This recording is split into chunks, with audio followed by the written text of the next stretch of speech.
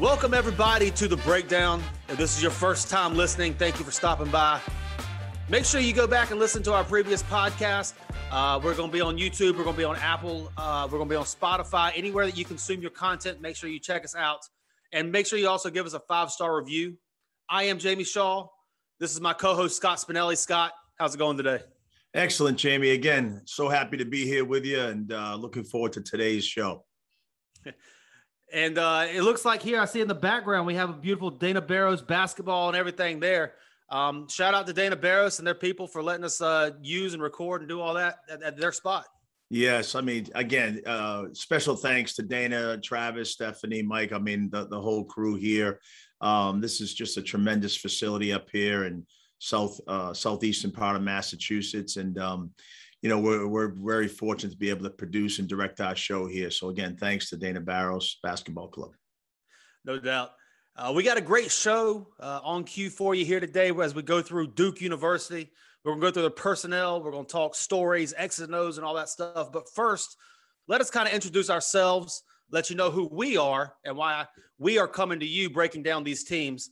I am Jamie Shaw, national basketball analyst, Rivals.com, senior writer for Heat Check College Basketball, the author of the Absolute Basketball Report, one of the country's largest and the most trusted scouting services, NCAA compliant scouting services.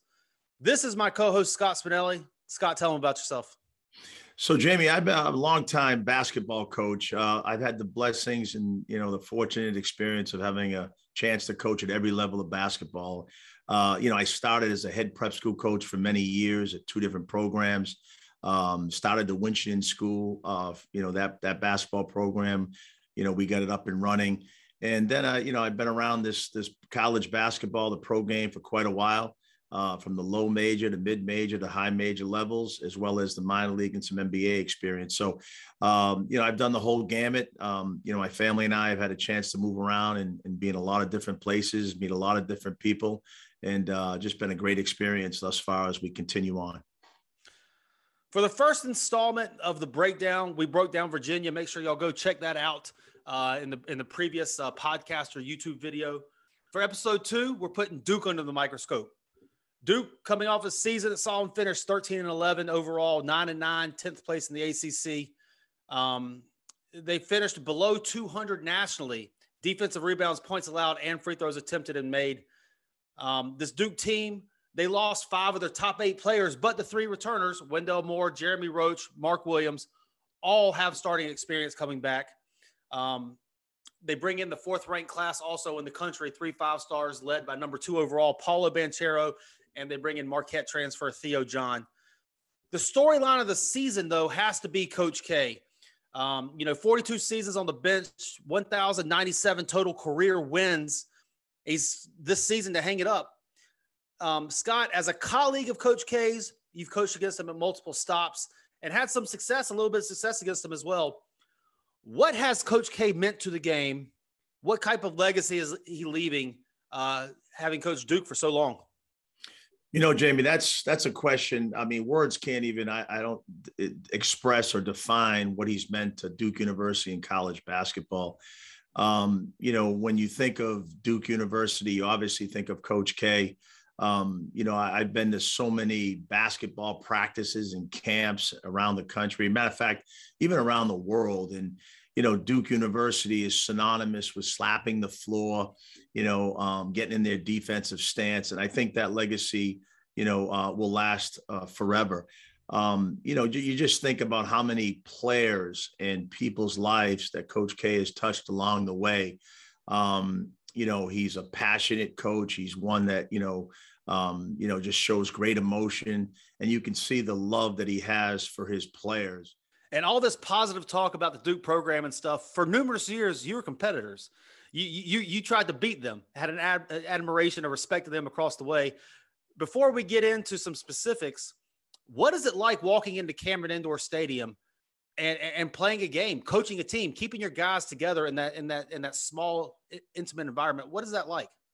Well, again, we talked earlier about, Duke being somewhat of a, NBA look, but in terms of their facility, it is true college. And when you go into, Cameron, obviously they've captured a lot of the history, in the lobby area with a lot of their trophy cases and recordings of special moments in Duke basketball history. And that's a special place to visit.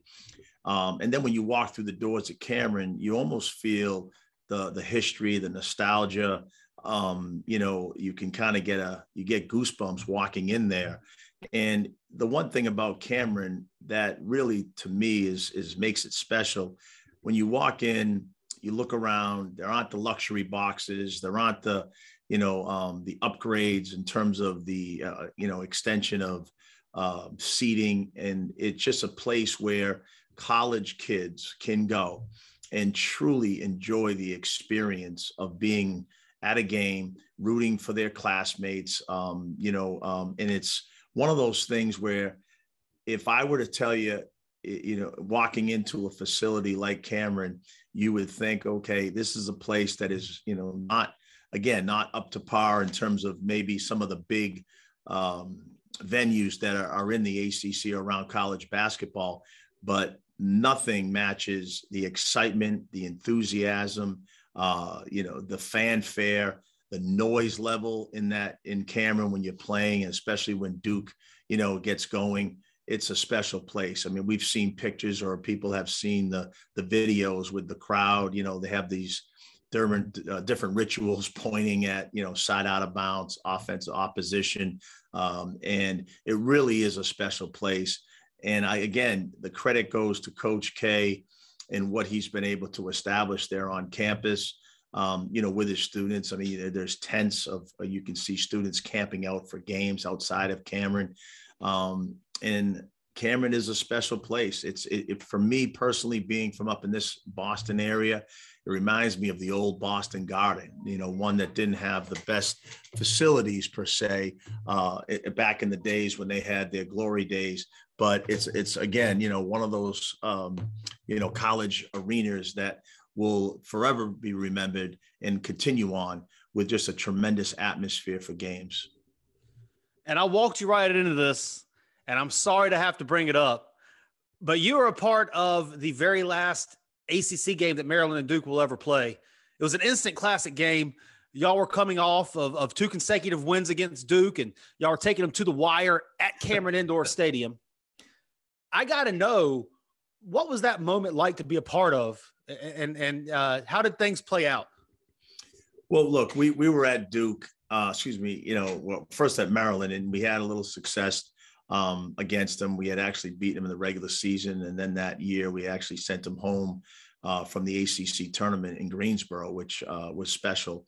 And Maryland and Duke were always in the ACC. That was a big rivalry game, especially, from the Maryland side. And, we all got up for the Duke game, and we learned that quickly, or at least I learned it over my 3 years there. The last game we played in the ACC when I was at Maryland was at Duke. And, it was a special night. And our guys, we had talked to our players about, the history of the rivalry. And our guys were really amped up, to get into that game and play, Duke for the last time. And you brought up, unfortunately, it was a game that will be forever remembered in a lot of ways. It turned into an instant classic, went right down to the wire. And I'd love to show the video clip, of what happened at the end of the game. It was, it was a situation where we had an out of bounds under. And as you can see here, Des Wells was taking the ball out, and we had kind of a alignment where we were going to, come off a double stagger. So our first guy at the top of the key, you could see him curl off the first screen. And the second guy, comes off the stagger, and he doesn't catch it. That's Jake Lehman. And what ends up happening is Des Wells throws the ball into, one of our screeners in that stagger, which is Charles Mitchell. And he catches the ball literally, as you can see here, right in the paint.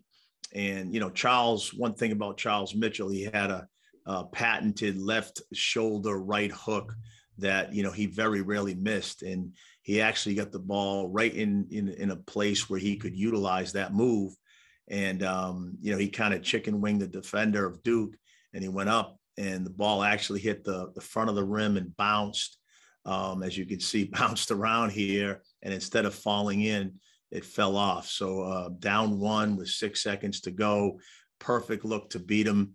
And unfortunately for us, as you can see, it didn't bounce the right way. I can't tell you, Jamie, how many times I've watched that video, and I'm just thinking myself, it didn't fall off, it fell in. And and that's another thing, that happens in the ACC. You're going to win some games, you can't get too high or low, but that was a special night. And although we ended up on the short end of it, what a great game, what an instant classic. And it will be forever remembered by a lot of people as being a game that, the last ACC Maryland Duke game, and it should have ended in that type of fashion.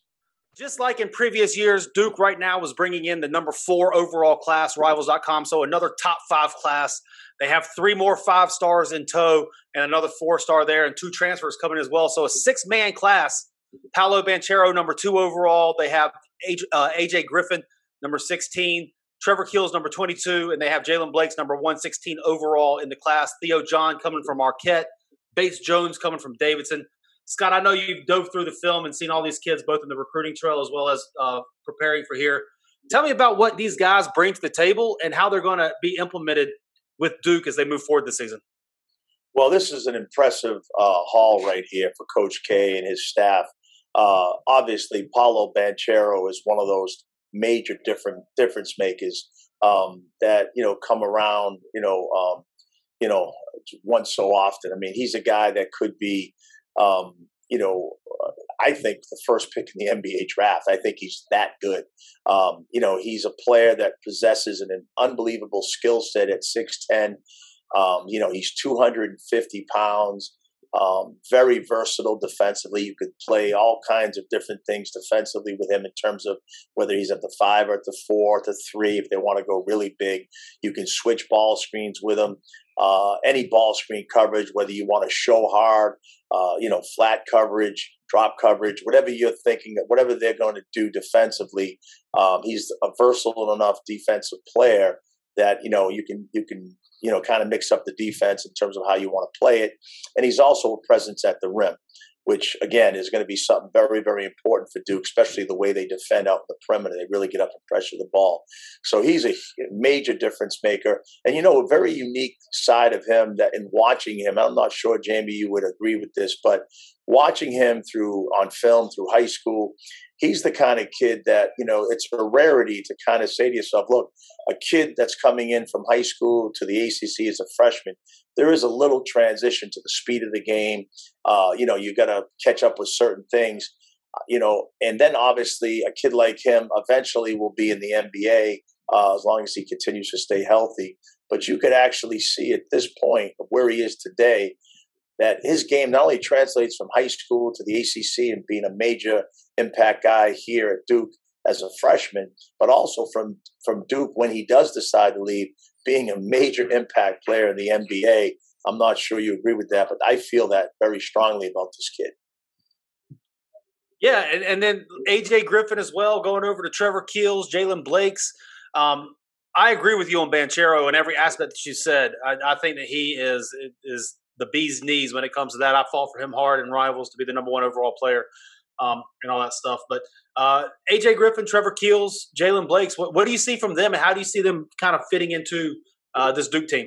Yeah, I mean, obviously, the Paulo, Banchero kid obviously is the guy that I kind of highlighted there. But let's make sure that we don't lose sight of the fact that, to your point, these other freshmen are very, very talented and very capable. Also, AJ Griffin comes from his dad obviously was a great player. Adrian Griffin played at Seton Hall, played a long time player in the NBA. His brother was at Syracuse. Alan Griffin, he lit up the scoreboard against us at Boston College. Excellent 3-point shooter. He was obviously, that's his older brother.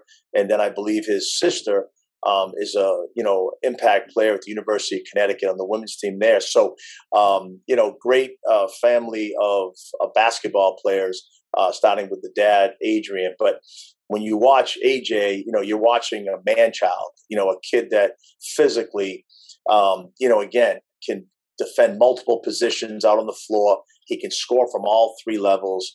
Incredible athlete. Plays with a swagger and a tenacity that is something that I think he's going to bring. It's going to become even more infectious when he steps on the court because he's so competitive and he plays to win. Shoots the three, versatile enough to defend multiple positions. Again, if Duke, is switching a lot, he's a guy that could, defend 2, 3, 4, maybe in front of 5. So even their point guard at times. So he's going to be a valuable, part of this class and impact the program. And then you look at Keels. I mean, you look at a kid, coming in that right now was high school teammates, with Jeremy Roach from DC, another kid that's very physically well put together. Kind of reminds me a little bit of a Wendell Moore. Can go, again, defend multiple positions, go in and out, can shoot, plays again with a lot of swagger, a lot of confidence. He's going to bring instant, impact also. So again, he's another talented kid that they're going to have. And they signed the young man from Blair Academy late, the kid Jalen Blake, who I think is another guy that can, give them minutes in the backcourt, especially, with Roach, and helping, or at least, spell him this year. And even at sometimes, they might go with both of them, in terms of protecting leads late in games. But I mean, they've got a really impressive freshman class. And then you talk about their 2 grad transfers. They're older, a little bit different players. I mean, Theo John from Marquette is more rugged, more physical. He's battle tested in terms of the East, coming from the Big East, playing in the venues there and competing. As the Big East is a very physical league, and he's a guy that can come in and give them great energy. He'll be a rebounder. Another guy that can protect the rim, and he's actually a better scorer than I think people give him credit for. So he'll assume any role that they're going to need him to. And then the young man from Davidson, Daniel Jones' brother, Bates Jones, coming in. The one thing about him, he's 6'8" also, but, he's got a pure shot. I mean, pure stroke from the 3. He's a kid that could come in and I'm sure knock down the 3-point shot. So a very impressive 6-man class. And you combine that with what's returning, Duke is the cupboard is full, the table is set.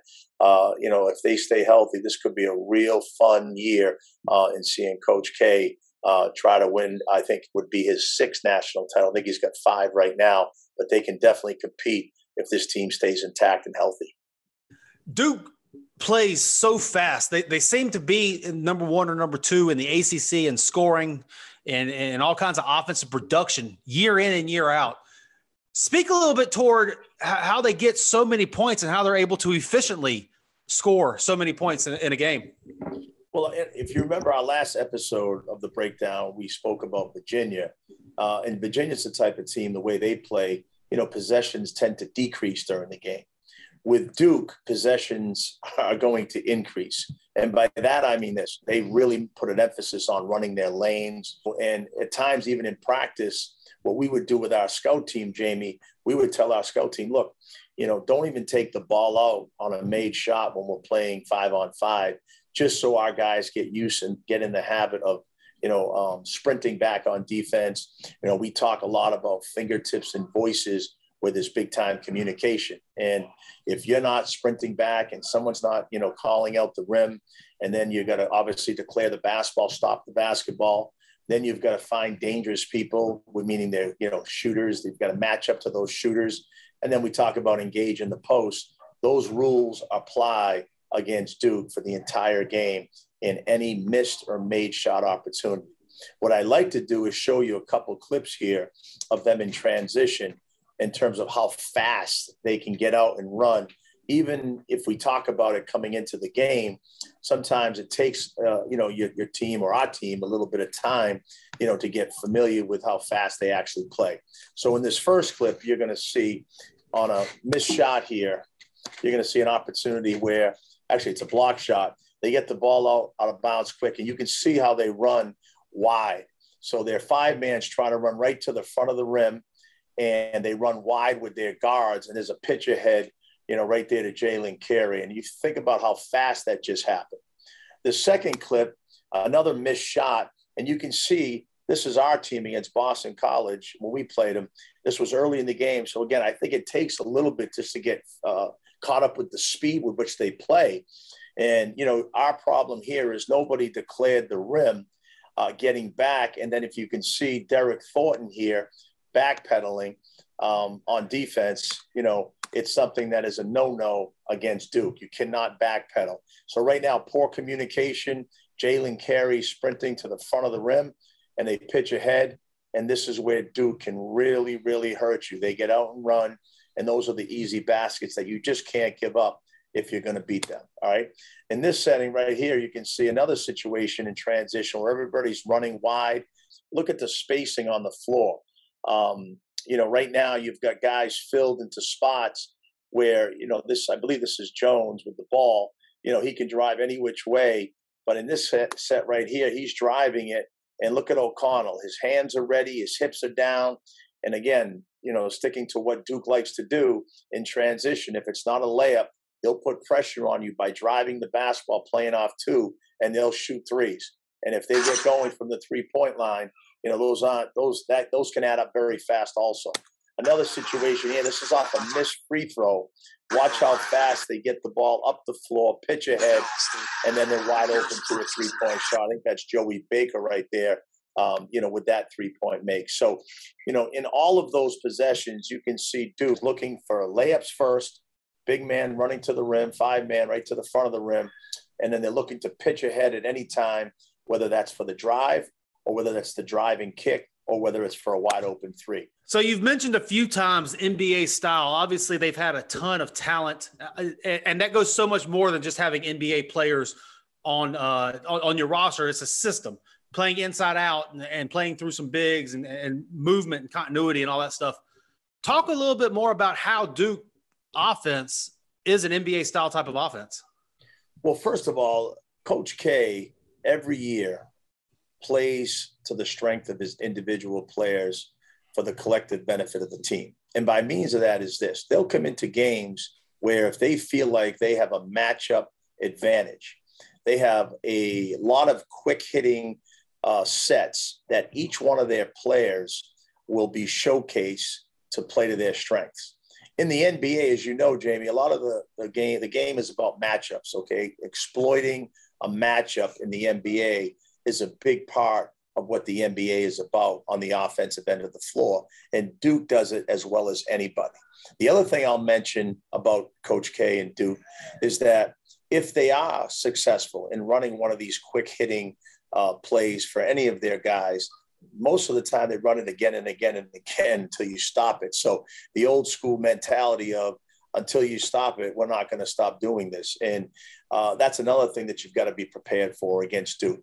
So here, actually just playing right out of transition where it's a dribble handoff, and you'll see here, they just came right off of it and looked to drive the ball off the little pitch, play off two right in the paint. And you can see Trey Jones there, spotting up, getting his hands ready and his hips down.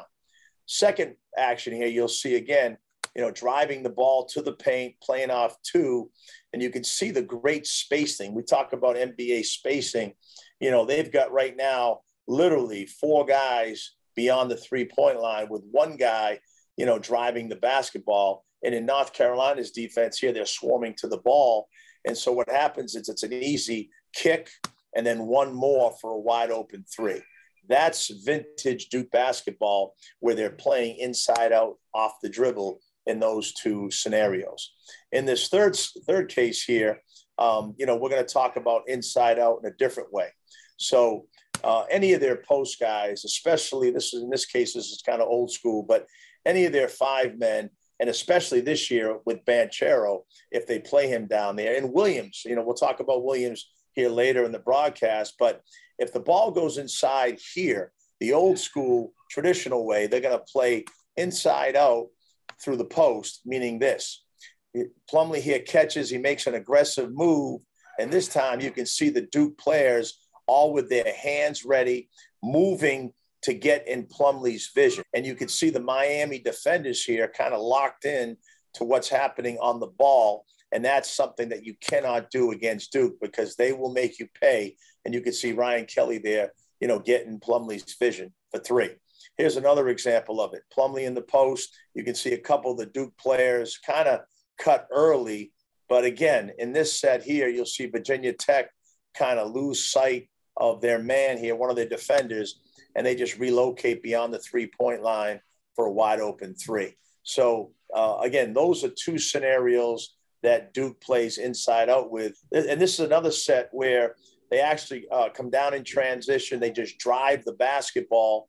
And in this situation here, we talk about, the NBA spacing here, and watch what Emil Jefferson does. So on the penetration, while the Duke players on the perimeter are relocating behind the three, he's actually in what we would call the dunker spot.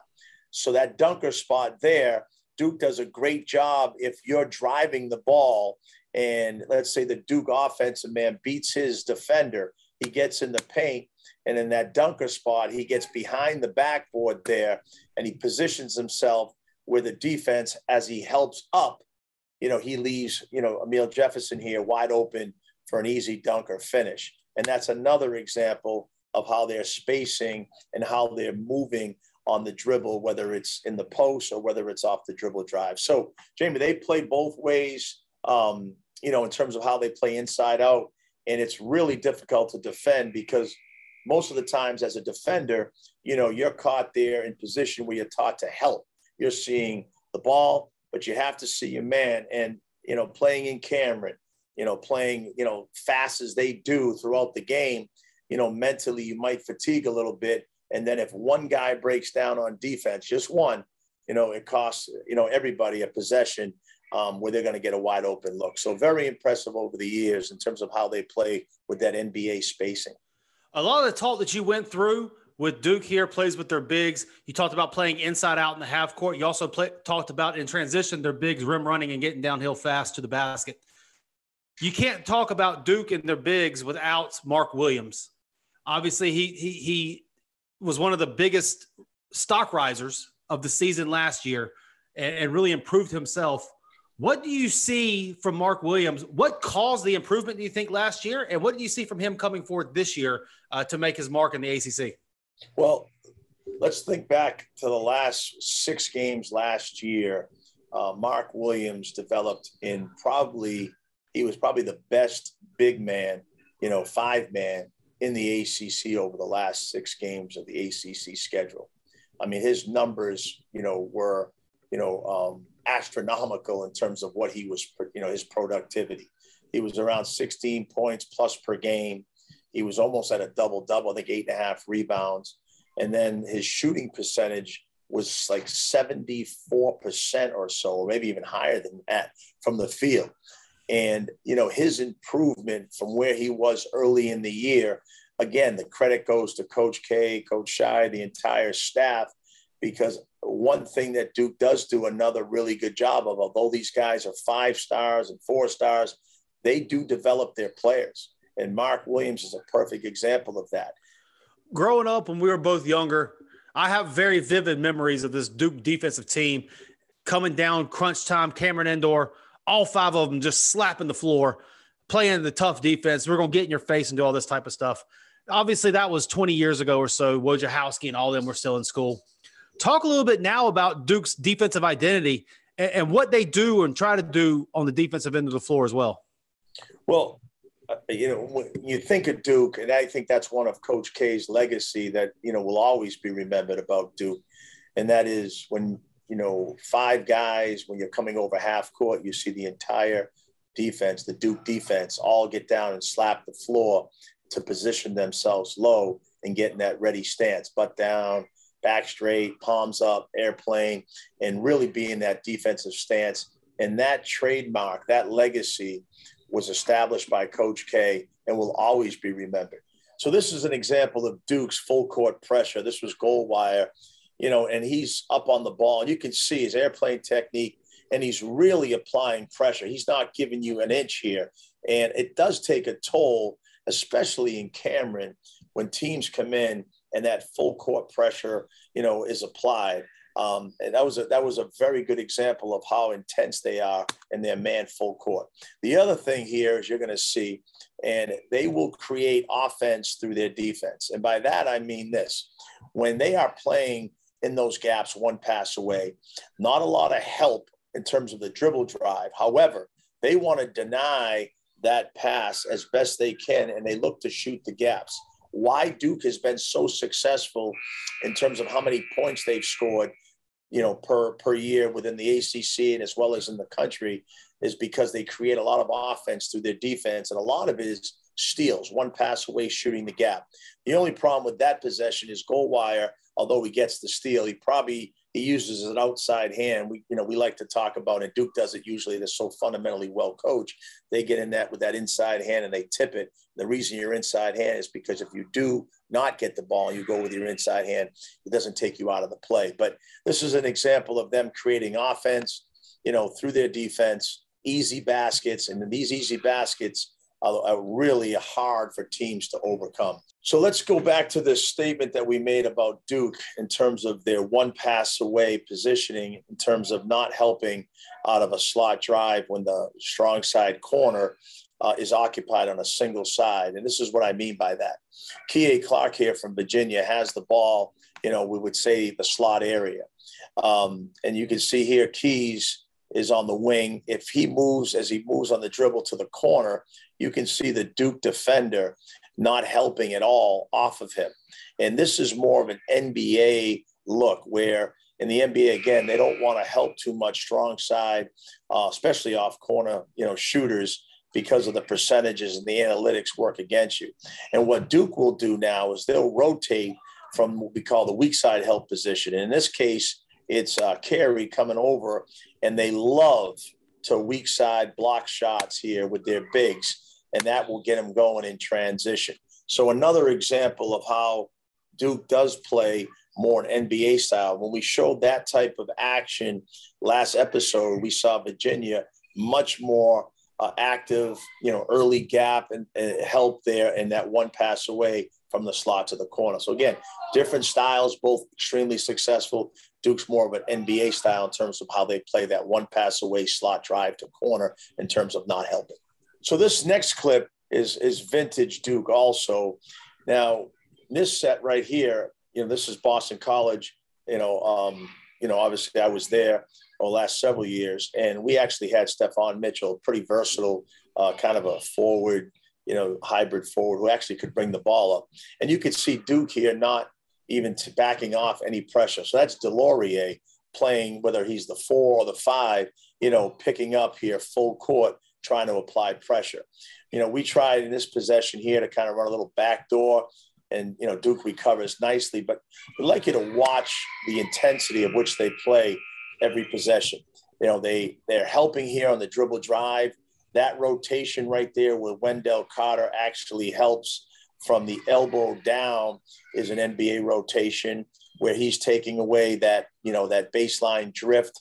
He was occupied defensively, guarding the, elbow slot guy, and he actually picks him up. And watch the hustle from Delorier in terms of a stick hand. We call that a stick hand closeout, really trying to contest high hand here by closing out and recovering, and causes a double pump pass, almost a turnover. And look at them continue to keep applying the pressure. They're up. You can see Jones here in the opposite slot, up almost denying that.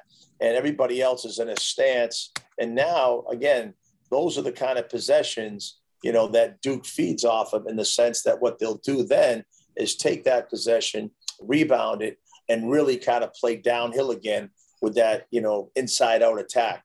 Somehow we've gotten to this point in the podcast and haven't mentioned, quite possibly, the two most important returners off of last year's team, Wendell Moore, Joey Baker. Scott, you've had a chance to coach against junior Wendell Moore and senior Joey Baker for multiple years now. How important will they be to this team in this locker room this year? Well, Wendell Moore really came on. Let's start with him last year. He actually became somebody that not only was efficient offensively for them and was a guy that could actually score in a variety of ways, but he was a guy that took on the responsibility of guarding the opposition's best offensive player. He was a guy that late in the year was that defensive stopper for them. And with his body, his size, his strength, he's got great feet, another versatile guy for them. he looks to be the guy this year that's going to bring great energy defensively for them. I think he could guard anyone from a 1 point guard to, whether it's their off guard, 2, 3, 4. And even if they want to go 1 through 5 on the floor, with his strength, I'm sure he can get around guys and front them, sit on that front leg and be physical with them. So I think he's going to bring a lot on the defensive end. And then usually what happens, as we've known, Jamie, over the years, when you get these type of guys who are talented like Wendell Moore is, and they're there for more than 2 years, they continue to develop and they really kind of, establish an identity for themselves. And, Wendell Moore is somebody that I believe to be that guy this year that's going to be a defensive stopper for them. And, he still can score points and he's efficient with it. And he's improved in all those areas. He's an elite level finisher in transition, but he'll be making, I'm sure, shots this year at a higher percentage just because of the individual development in the offseason. Joey Baker has always been known as a 3-point shooter, a kid that we actually recruited years ago. Looks like he plays the game, with a passion. He's got a love for the game. And when he steps on the floor, he brings energy. Known as an excellent 3-point shooter, he has a pure stroke. His go-to move, he has a tremendous up fake. And it's one thing to talk about it and you can show it on film all you want, but when you're closing out on him and he can shoot the 3, you've got to be very disciplined not to fall for that up fake because it is really, really good. Those guys, I think, will bring great experience to this Duke team. And their roster is loaded, Jamie. They've got a loaded roster this year, with some really talented returners, as well as a good recruiting class that they've had in terms of 6 players coming in with both experience, the 2 grad transfers, and 4 freshmen who are all extremely talented.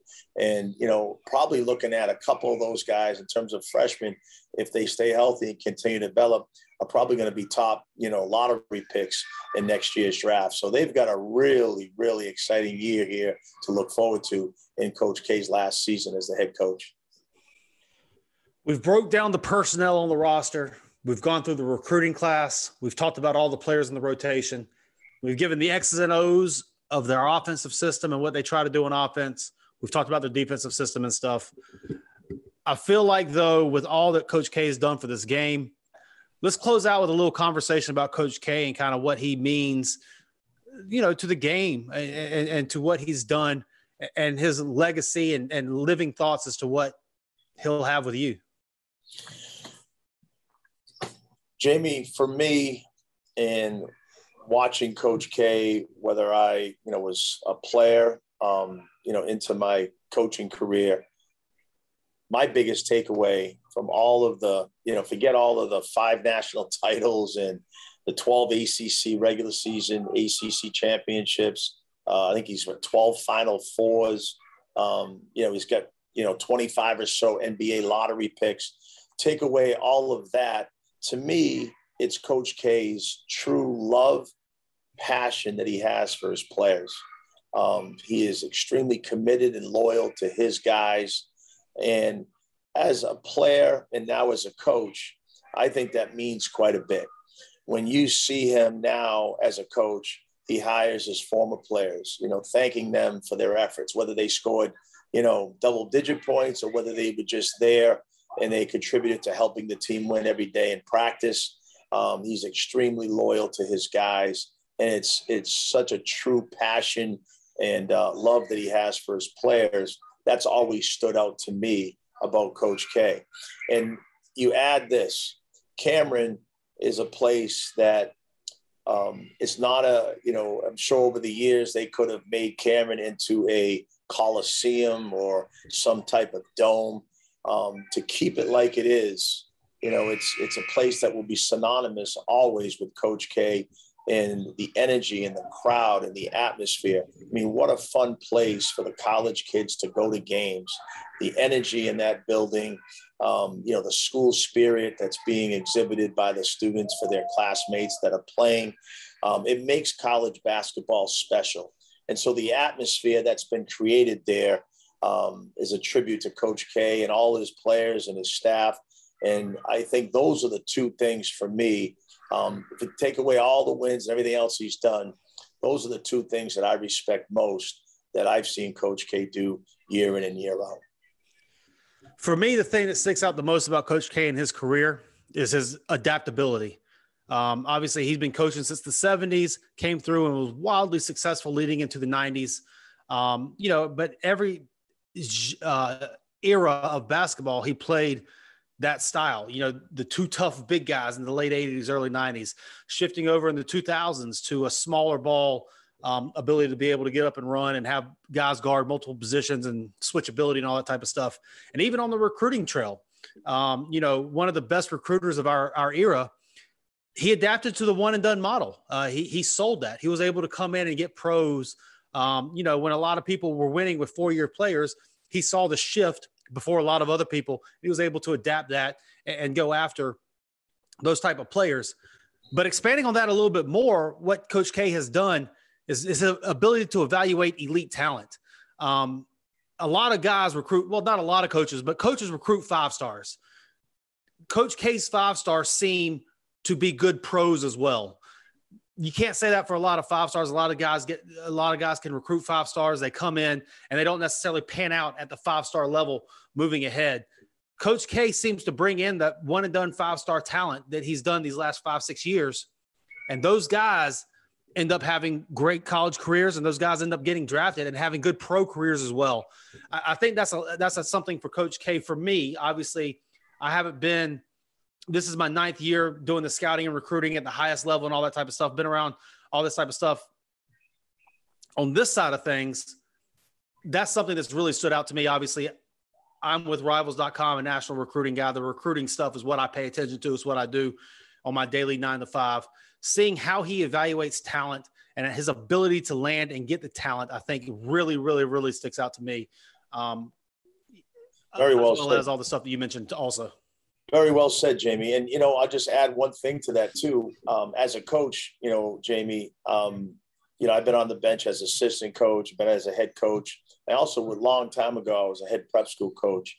And we had a lot of what you call post-grads, 5th-year players come in, the Victor Pages, Randall Jacksons, Melvin Watsons, very talented players. And to your point, Coach K's been able to take these, one and dones or these extremely talented 5-star guys and also blend them into a team. It's a lot harder to coach talented guys, especially in today's age, with all these aspirations and, the dreams that these kids have and make them conform and sacrifice for the benefit of the team. So to your point, I think you very well said it. And I just wanted to add that to that.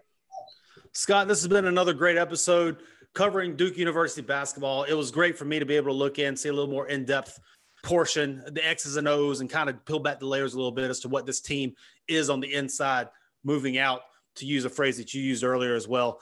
Thank you very much, everybody, for tuning in.